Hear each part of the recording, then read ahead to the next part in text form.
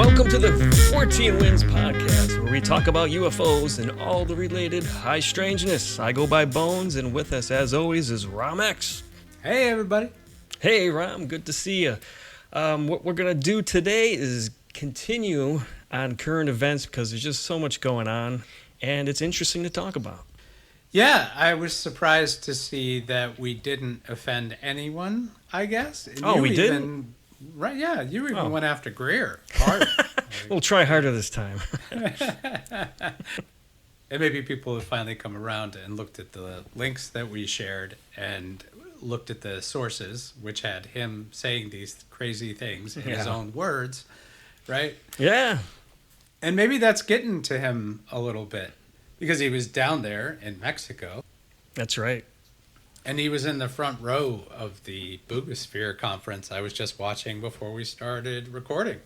That's right, yep. And he did some good things. He brought Eric Burleson down there with him, who's a congressman. So he was there in the front row to hear all about the latest findings of the Buga. And he's also brought some scientists from the U.S. down, or is going to bring some scientists down to Nazca and look at the mummies. Okay. So there's movement, and he's there with his very intense look. Yeah, we'll applaud progress from wherever we get it. Yeah. It's just like what we were saying about Elizondo or whomever. Like, okay, if you can make progress, we'll applaud. If you're going to talk nonsense, we're going to call you out. Right. Yeah, so there's been a lot of things that came out of the research from the National Autonomous University of Mexico, which is a very good research university in Latin America.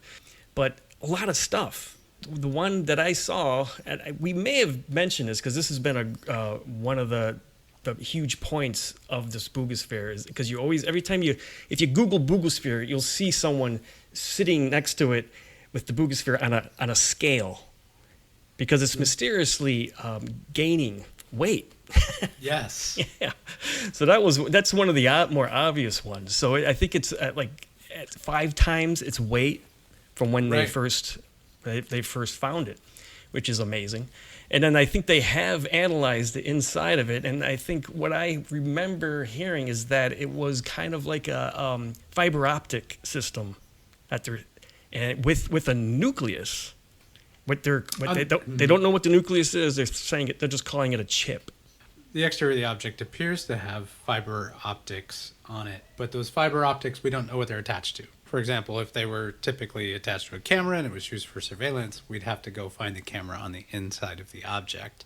Right. So right now, what they look like is fiber optic cables on the outside. But what it sounds like from this morning's press conference is they're not going to crack it open. Okay. And I think it's smart because they can crack it open anytime. Prior to cracking it open, what they're going to try to do is get it to fly and do anomalous things. That makes sense. They don't want to break it. They want to try to reanimate it, basically. Right. And then if you can record it doing all these anomalous things and then record all the effects, maybe then you could reproduce it. Right. Yeah, so just some amazing stuff. I mean, I even saw they released a picture of the field where it was found, and there was a huge spot of that field. The vegetation was all dead. And so, it was discolored and brown, and it would look like what you would expect from radiation, but there was no radiation really being recorded coming off the object. Right. There was temperature variation along the object, which hasn't been explained. Until we get into the interior of the object, we won't know if there's something inside of the object that's causing those temperature variations that's more prosaic. But that was anomalous. Yeah. And then there's no joints and welds. So I got a text this morning that I shared with you from a friend who went down there, and his words to me was, "It's the real deal." I didn't expect to be talking about the Buga 2 weeks in a row. I mean, it was just it was a UFO video and looked like another passing wave for a moment, but no, it's sticking around. And that press conference this morning is pretty big. Yeah. This is Friday, June 20th. That's the day of the press conference, and you can catch it on Masan's YouTube channel, Masan Television. I would recommend watching it because they had the eyewitnesses there, and that's what he described when he picked it up. It was around 2 kilograms, and then later it's now measuring at like 10. Yeah, it's amazing. Yeah, there's no explanation for it. And then there's been multiple videos of very similar objects now filmed in other parts of Colombia and China now since. We put a video up on our YouTube and TikTok channel, which I'll link to, of a sphere that was just filmed on June 5th, flying over a reservoir in China that looks very similar to the sphere. Interesting. And the eyewitness that found the Buga sphere says, I'm very happy to have found this signal. I mean, this was the translation from Spanish, but I'm very happy to, I think it's message, right? Because the message came to me, I was able to bring it to people who were not the government. Oh, right. And that is the big difference here. Yeah. So this one has the potential to be that major discovery that makes UFOs that much more real. Yeah, for sure. And, the university also did just release like a new report on all the stuff they're doing. It was all in Spanish, but once it's translated, I'm going to read that one. It has all the analysis in there, like a lot of detail. So they're not skipping on the detail. This isn't something where, this isn't just a flashing red bright light to get attention. There's a lot going on. Right. And they made a point to say that it is going to several independent labs for verification. So we're going to get to hear from more than one country, more than one department, more than one set of scientists, and people are going to have a chance to debunk it. I want to see the Nazca mummies go through the same process. And everyone should remember that as both of these things go through this process, it only takes one thing, one smoking gun, to debunk these things. Right. And we'd be right there with you. We'd be saying, yep, they're disproven, let's moving on. Right. But there's no clear endpoint as to when they get proven. That could go on for years and years and years, and people saying it's still fake. Like, there's no real endpoint to when these things get proven. So I am of the very strong opinion that there is other material already in the public, like the Kingman crash. And that material was analyzed. It even went to an American university. It came back anomalous. And then eventually it just dies out. Like after 10 years of people talking about it, right, it just dies out. So I think what they're doing with this Buga sphere and trying to get a reproducible anomalous effect could really move the needle. Yeah, for sure. Or we just find out that governments have technology that they're not telling us about.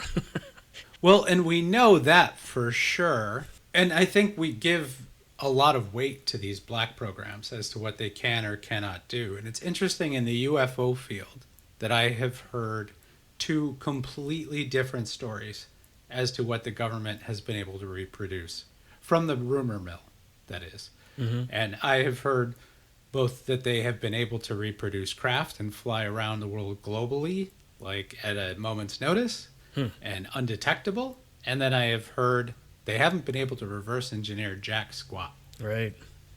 All the roads seem to just always lead to the DOD, and they're the ultimate ones with for the cover-up. Which is interesting, right? Because not in this case. In this case, we're seeing this completely independent of America, and America gets to go down there and be an observer and a participant, but right, we don't get to lead. Yeah. And we shouldn't. No. That's good. Yeah, I remember coming across that opinion. It's like, people are skeptical. It's like, well, bring it to the U.S. and then we'll verify it at the U.S. because we know what we're doing. It's like, no, that's where everything goes and disappears. The heart of the UFO cover-up. Let's bring it here, and let's ask them if it's true or not. Yeah.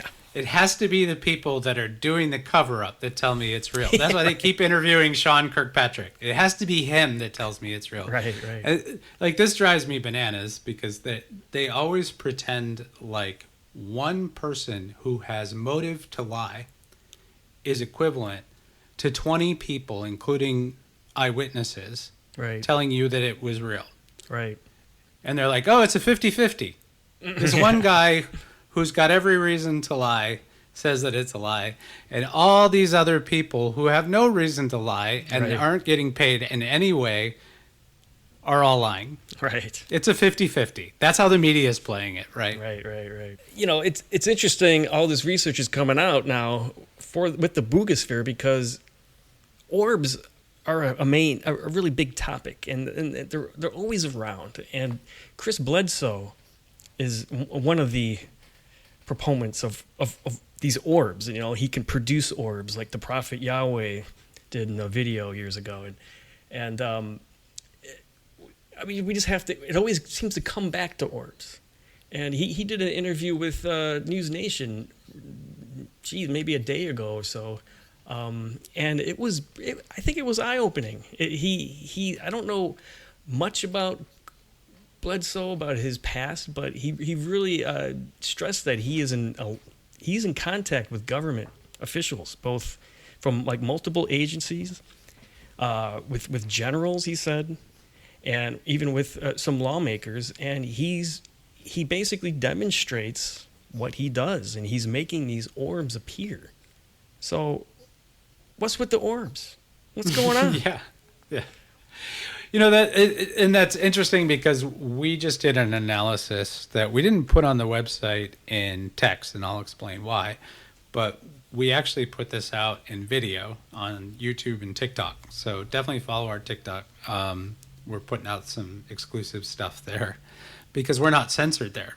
Yeah. It's like the only place we're not getting censored, and we do get censored there some, but it's not as bad as anywhere else. And we're not saying anything crazy. Like, you guys know us. Like, it's just scientific stuff. We're talking about the drones, and it's just us talking about the drones, and we get censored.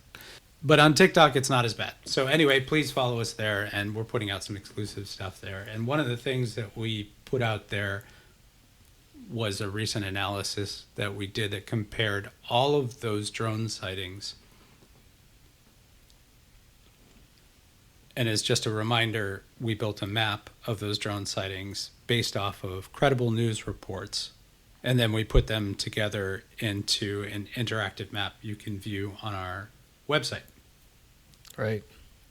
Recently, we noticed that our map looks the same as the map of critical nuclear power plants in the United States, which is also around military plants and population centers, but ours maps almost perfectly, right, to these sensitive energy infrastructure. So we put that overlay together, and we did that there. So we're going, what's with the orbs? What are they doing? The message that they have made clear to me, to contactees, to other experiencers right now. You can hear Whitley Strieber talk about it. You can hear Lucinda. You heard Bruce talk about it. Like, they're making this very, very clear. Two things. Number one, your temperature is too hot. The temperature right now on planet Earth is too friggin' hot. They mean us. They mean humans. And they're probably talking a lot about the United States, because that's where the drone sightings appear the most. Right. And they're like, we're reflective. We're reflective of you. Like, the last time this happened was in the 60s, right? And then you had the Cold War and all of that. Mm-hmm. We're reflective of the temperature in society right now. So that's one reason we're showing up. Why are we showing up around nuclear power plants? Because those are liminal spaces. Those are threshold spaces. And you're facing an inflection point where those places will be critical. Right. That's a warning. It's a red light. It's telling you we need to cool off and knock it off with the nukes. Right. They could not be more clear about that. It's interesting because Bledsoe's opinion in this interview, which made me stop a little, was that he said the drones, like the New Jersey drones we call them, he said that was a DOD stunt to distract from all the orb activity that was going on at the time. Okay, well, Greer said that they were sent to stop him and his team from doing their research. So who's what? Yeah. No. Yeah. I mean, why would the government send up misshapen drones? If they were trying to fake something of an alien invasion, Why would they send up misshapen airplanes? Yeah, I know. I know. It made me That's- stop. That's UAP behavior. Yeah. So I don't think he's correct there. And that's not what I have heard. And that's not what other contactees have heard. And who knows? Like, it all depends on anytime you're getting a message from a contactee or an experiencer, you have to consider three things. You have to consider, number one, do I believe them? Obviously, that's first and foremost. Sure. Are they credible in their relations? Are they credible in their experiences? Are they sensational? Are they fantastic? All of those things. We've talked a lot about how we go about validating contactees. And it's gotten a lot easier over the years. I can usually smell BS a mile away now. Right.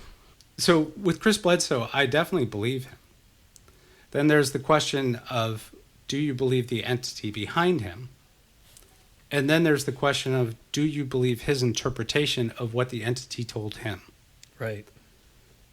So I would call back to like our episodes with Dr. Bruce, when Dr. Bruce was talking about how Anzar is kind of representing himself as an ancient alien. And I said, do you think he really was an ancient alien? Or do you think that that was like a symbol or a metaphor to help you understand the phenomenon better? Right. And he seemed to think it was the latter. And that is what I've always thought with these beings. And I will get into some more of what they told me. But I think I needed to set that up first because I don't know if that was just for me to help Right. to understand the phenomenon better. No, that's a great point because you compare the two. You compare his view of that with Bledsoe, and because Bledsoe's a deeply religious man, so he talks about being confronted with like an Egyptian goddess who is telling him these things, and which, you know, he's open about it. He's open to criticism and everything, but it's in the frame of his religious dogma in a way. Yeah, we mentioned before how he has some pretty devout religious beliefs, but they were Christian beliefs in his background. And some of the apparitions that he's been encountering would resemble more like Egyptian and some other things. So he's been tying that together in different appearances, I think, in some way. Right.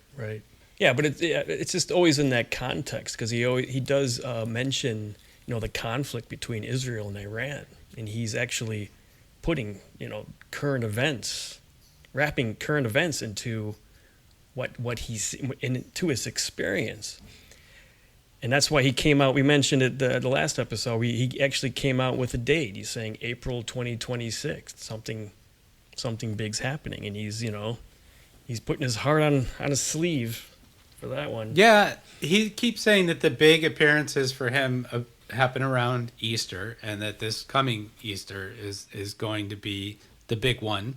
And what he said on the Sean Ryan's podcast was that it was going to be Jesus coming back. But there's also all this other stuff mixed in too.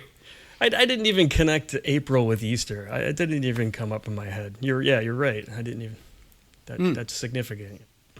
Yeah, so it's significant to his Christian beliefs as Right. well, and it gets to be religious. You know, even his book, Conversations with God. Yeah. I got to tell you, these beings have told me and other people. I can show you other experiences where they're like, we're not gods. Right. They don't want to be worshipped. We're from outside of space and time. They have all the powers of gods, but they're not gods, right? Gods are capricious. They have personalities. They have form. They have a familiar form.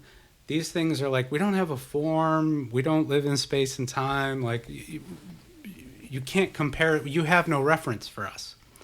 So every time, this is what they tell me anyway. You know, and again, you have to use your own discernment. The rules do not change for me. Charles Fort famously said, I don't believe anything I ever wrote. And I love that. Like, we all still have to discern whether or not they're telling the truth. Right. What they were relaying to me was in response to my question of, what are you? Are you crypto-terrestrial, interdimensional, extraterrestrial? They said, you do not have a word that encompasses what we are because we are from outside of space and time. And then I tried a couple other ways to do that, and they went, we're from outside of space and time. You have no reference. Right.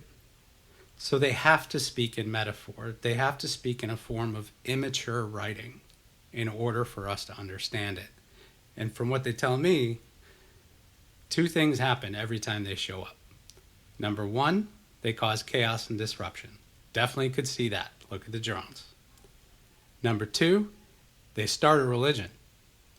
Right. They said every time we show up, we start another religion. So their opinion is we have enough religions now. I think their opinion is that we need to be able to understand that symbolism and myth and folklore even has truth, but it's symbol.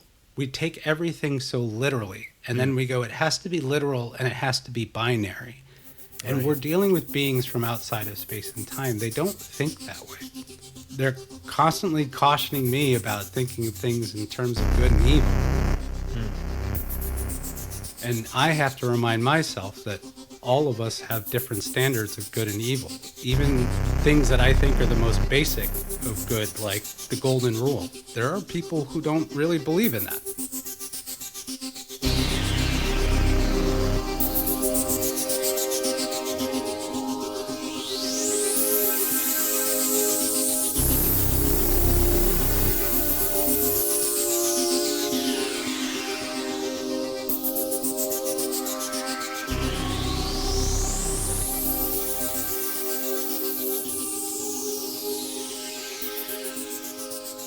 So another topic we should, it always comes up, and it's never really talked about that much, is that hitchhiker effect. It's like Bledsoe and Jake Barber. His whole family are experiencers now. And I just wonder, are there other cases like that where it just becomes the whole family? For sure. I mean, there's even been negative cases. The being that followed Stratton home, or the Dogman incident that followed Jay Stratton home from Skinwalker Ranch, was pretty well reported on. Right, yeah. Now, I don't believe that he would lie about that and put his whole family into that position where he's making them all out to sound crazy. Right. All for the CIA and the deep state. I can't really believe that a father would do that to his family. And it's not like he's a billionaire. No, that would make Thanksgiving very uncomfortable. So I do tend to believe his Dogman story. And so in that case, there was 4 analysts that went out to Skinwalker Ranch. They encountered a diamond-shaped object, and they said it was resembling something like a portal. It was like a black mass, and they felt a negative energy coming from it. Then they said they went back, reported it, and then when they went back, all of the analysts, not just Stratton, ended up having weird high strangeness, like sort of malevolent and ominous experiences. The phenomenon was clearly telling them to stay away. In Stratton's case, he had a bunch of blue orbs that hurt one of his sons. It left marks on it that were studied. And then the wife's home one day and looks out the back, and she sees a 7-foot-tall Dogman, which is werewolf, 7-foot-tall cryptid-style creature, which shows up a lot in Native American folklore. He was in Skinwalker Ranch. That's interesting. And see, when I say that's interesting, people are like, oh, you mean it's a skinwalker? And no, I mean, the phenomenon is emulating the folklore of the region where it emanated from. That's interesting. Right. The wife looks out the back and she sees this thing, and she said it gave her an ominous glare. She got a bad feeling off of it. And, the people at the time, including myself, were like, ask her if she saw anything move, like the grass, was it actually physically affecting the space around it? Right. And they did ask her, and she said yes. And then the kids see it, and then the kids go to school, and other kids at their school start having the same type of experience. So it spread like a virus. And it also appeared to have a reducing effect, almost like a virus. Like closer to the source, they were getting the high strangeness and the weirdness and almost the malevolence and whatever. And then the further and further it got away, the less pronounced the effects were. So this kind of ties into what the entities have been indicating and what other people in the research field are indicating, that this involves a form of quantum entanglement. they don't seem to be afraid of using that word of entanglement. And apparently that moment is dangerous to them too, that sort of integration. Right. And this is also what happens during abductions, and it creates trauma events in abductees, but it's all part of an integration.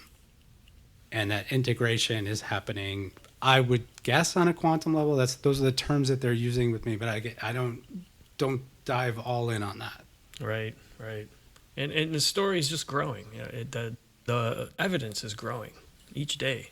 Yeah, the evidence is compiling, but this Buga is something completely new. Like, this could actually lead to a big step towards disclosure, because I think the only true disclosure could come from catastrophic disclosure, which would be if the phenomenon showed up in a very profound, real way. Right. That you can't deny. It's there, totally. Here it is. Yeah, and then what happens to the public conscious when it comes to their view on the government? So it's like, oh, so they do exist now, and it's been covered up. So you've been lying to me. Right. You murdered people in order to keep the lie. You've been using my tax dollars to do it. And God only knows what they've been doing with the technology. Now, another thing that the beings have said to me that would echo what they said to Bruce is that they can't weaponize this technology. And this makes a lot of sense. I don't have proof of this. It's a message from the sky, but it makes a lot of sense, because we've never seen Russia use, for example, UAP technology on the battlefield in the Ukraine. We've never heard or seen it in a significant way on the battlefield. So from what Anzar told Bruce, he said they can't weaponize it. And that sounded interesting to me, but it also, I don't know. Like, do I really believe Anzar? I don't know. Bruce knows Anzar and I don't. Right. What they told me was that they can't weaponize it because the technology is based on intent that's inside of those UAP. And this backs up what Jake Barber was saying, that they said, like, if you try to weaponize it, it'll destroy the user. It amplifies the user. This is amplification technology. So it reminds me of sort of like the legends of King Arthur, and picking up Excalibur, and you had to be pure of heart, right? Right. And if you're not pure of intent, because like I said, they're always warning me about good and evil, but intent is clear. Right. And when your intent is aligned with theirs, that's when contact becomes possible. Right. Good point. Yeah, that's a lot of experience. You say that you have to believe it, and you don't fear it, and it comes to you. Yeah, and they have a function. From what they tell me, they have a function. They have like a goal, and their goal is to preserve the system, the pattern that allows us to keep returning into this reality, and this reality would fall apart without certain things happening.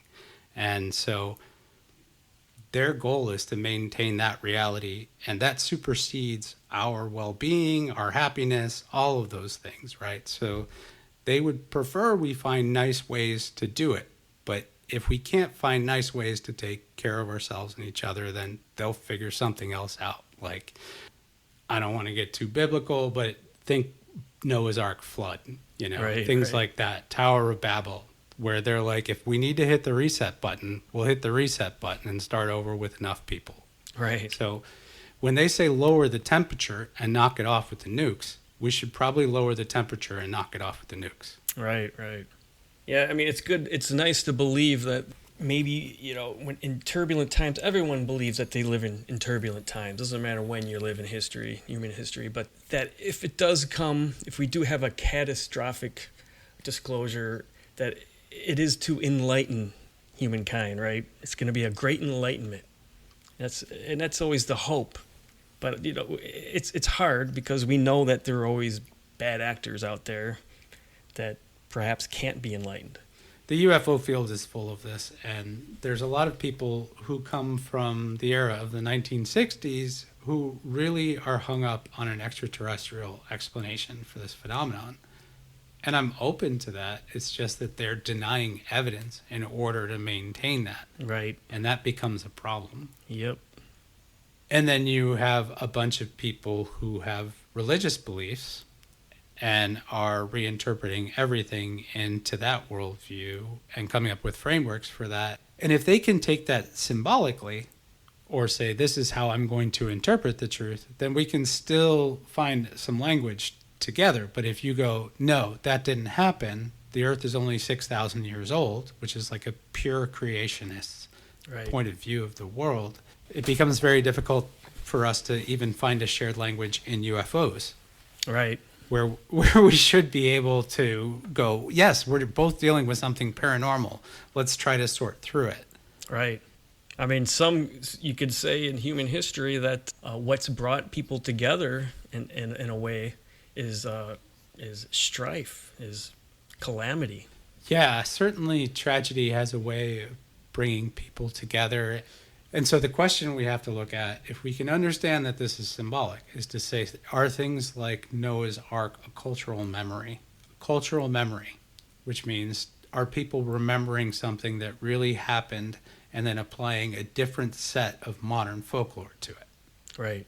And was that memory something that's in a relation to a lot of cultures where it was like the world got too crazy and God needed to push the reset button? Right. Or you take the approach where it's all metaphorical and it's just a way to express, cyclical change and things happen culturally or in folklore because agriculture in human history was developing and it was worshipped in a way, and so it became part of the religion. It's another way myth can have truth, for sure. Yeah. Myth is not fiction. There is truth within myth. Right. I think it is a lot of folklorists would point out, and their definitions of myth can vary, but they all would agree with that there's truth in myth. So we all wonder that, right? So this is in a lot of UFO lore. I mean, whether it's extraterrestrials or cryptoterrestrials, there's a belief that some pre-existing civilization, Graham Hancock's theories, but it does seem to match up in what we would consider a potential hidden history.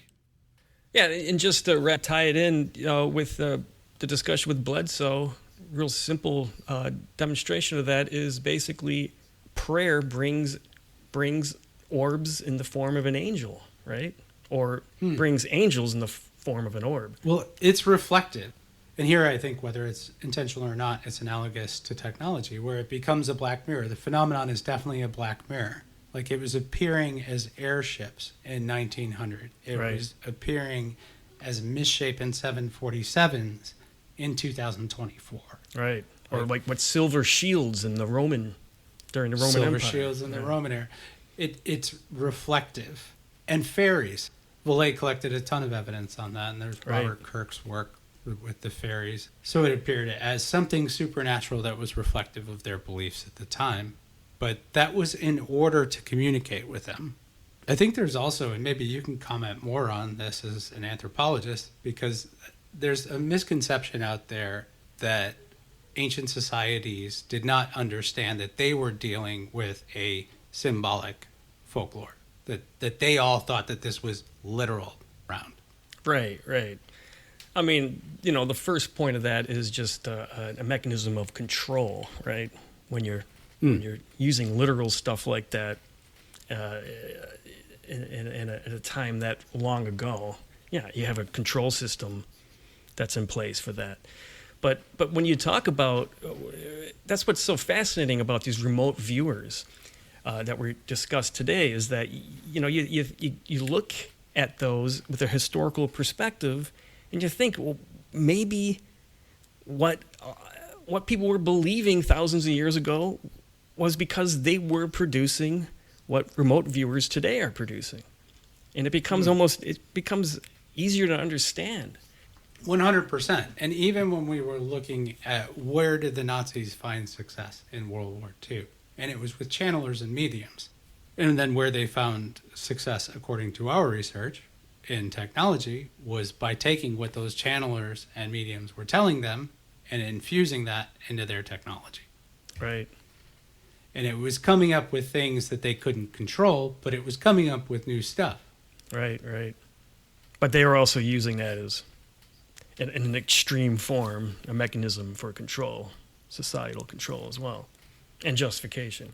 Yeah, and you could say, and you can go to the Dark Ages, which was a very strong power structure, just using a literal interpretation of everything to basically suppress. Right. We almost have to go into the Christian era to find a time period where people do take it as physically literal and not metaphorical. Right.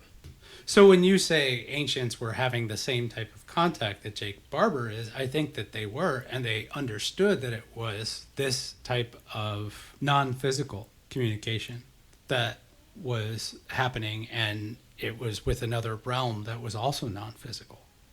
And I guess, being the contact being a benevolent force or not, I guess it was up to the experiencer. It's hard. It's really hard to say. It's like, again, if you were to profess some kind of contact in the Dark Ages, you would probably be burned at the stake. So it's hard to interpret it all under one big umbrella. Even today, back to the Bledsoe story, he was chastised and thrown out of churches and mistreated. Was he? I didn't know that. By some people from the religious community. Oh, okay. Yeah. Depends. It's not monolithic either. Christianity is pretty varied, especially now. Yeah. Well, we talked about Matthew Brown, last time with the Immaculate Constellation. We got to mention him too, because he started to get into the occult, right? Yeah, it was pretty strange. Matthew Brown followed that interview that he had by posting to his Twitter a message to Elon Musk about getting an asymmetrical advantage in the political fight that he had with the White House, and then AI being able to predict the future, and then some Enochian. You can go look at the whole tweet. Oh, okay. Huh, interesting. Well, he did...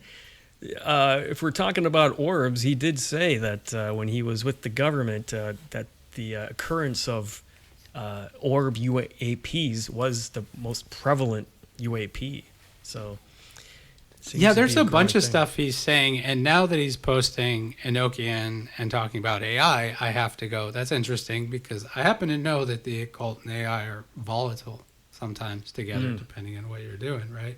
Yeah. So if that's what he's referring to, and he's saying the White House has something like that can predict the future, I mean, that's interesting, but then you're tweeting it at Elon Musk, so that makes you sound a little crazy. Right.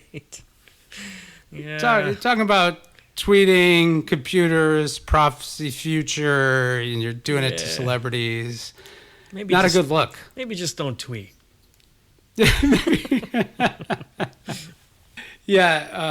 Or stick to sports. Right. I hope he comes around and explains that in a little bit more detail and decides to be a little less cryptic. I understand him keeping some things back, and also some of these truths people just wouldn't really understand, and it seems like that's what he's hinting towards. So I kind of hope to hear more from him. Well, I like this. We have to have these episodes where we just kind of take everything that's going on and discuss them, wrap them up and discuss them and see how they're going to develop, because things are developing. There's no doubt about it. I think that I think what's the research that's going on in Mexico and the exposure that's getting is really going to open some eyes, I think. Yeah, I enjoyed just taking this little respite and talking about UFO field today. I think we're going to get into abductions next time, and we haven't really done that in earnest yet. Yeah, makes sense. It's necessary. It is part of the phenomenon, and I have some more to say. I have completely different things to say about abductions today than I would have even a year ago, and that seems like that keeps happening. So yeah, so you're ready to discuss it again for sure. All right, well, thanks again, Ram, and thanks everyone for listening.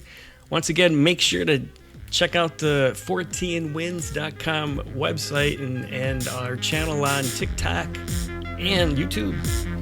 It's banging. That's right. Take care, y'all. All right, take care.